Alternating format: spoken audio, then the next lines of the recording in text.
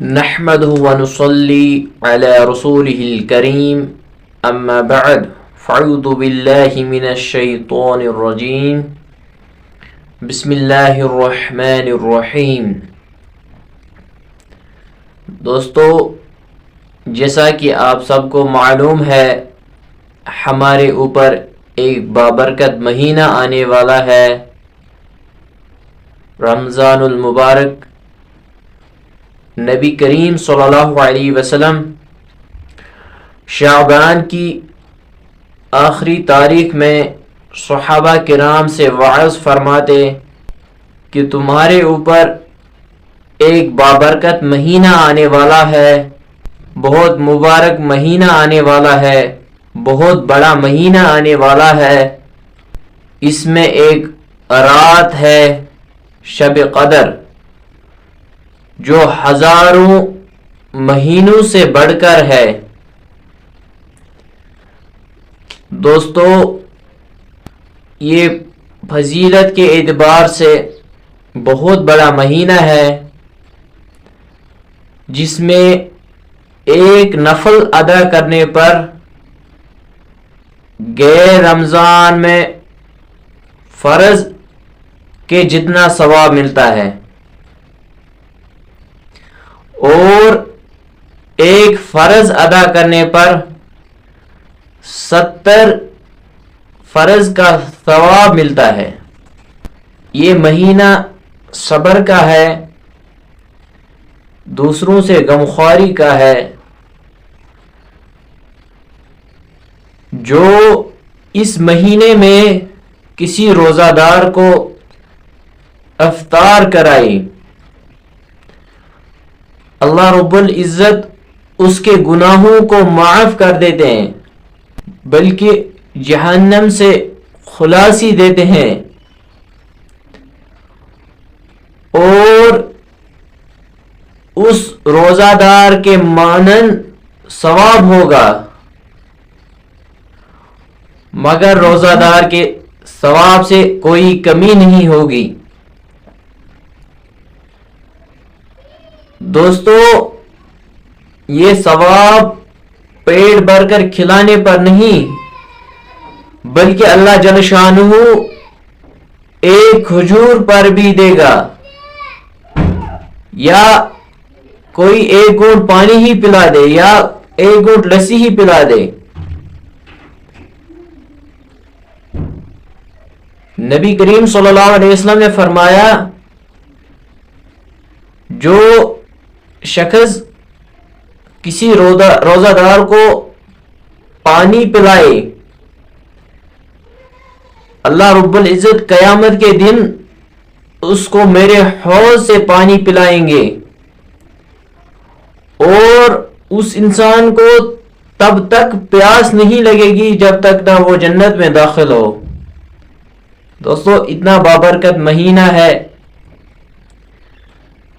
اس مہینے کا پہلا عشرہ رحمت کا ہے، دوسرا عشرہ مغفرت کا ہے، تیسرا عشرہ جہنم کی آگ سے خلاصی کا ہے۔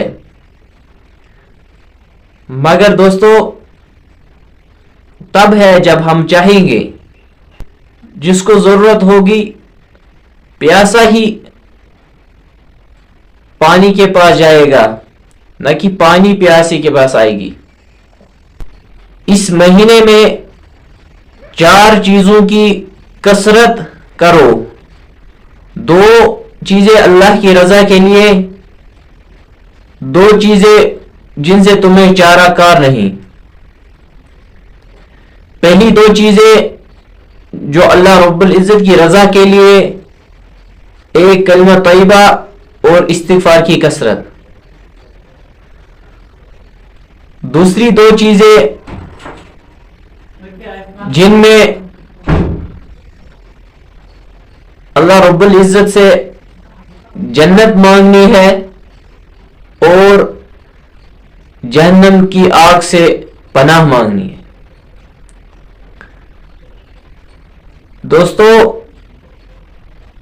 اس مہینے کو خاص مناسبت کلام الہی سے ہے کیونکہ تمام آسمانی کتابیں اسی مہینے میں نازل ہوئی. قرآن شریف لوح محفوظ سے آسمانی دنیا تک تمام کا تمام اسی مہینے میں نازل ہوا. پھر وہاں سے حسب موقع تھوڑا تھوڑا 23 سال کے عرصے میں نازل ہوا. حضرت ابراہیم علیہ السلام کے صحیفے یکم یا 3 رمضان المبارک کو عطا ہوئے اور حضرت داؤد علیہ السلام کو زبور 18 یا 12 رمضان المبارک کو ملی. حضرت موسیٰ علیہ السلام کو تورات 6 رمضان المبارک کو عطا ہوئی اور حضرت عیسیٰ علیہ السلام کو انجیل 12 یا 13 رمضان المبارک کو ملی. دوستو، حضرت جبریل امین علیہ السلام ہر سال رمضان المبارک میں تمام قرآن شریف نبی پاک صلی اللہ علیہ وسلم کو سناتے تھے. بعض روایت میں آیا ہے کہ نبی کریم صلی اللہ علیہ وسلم سے سنتے تھے.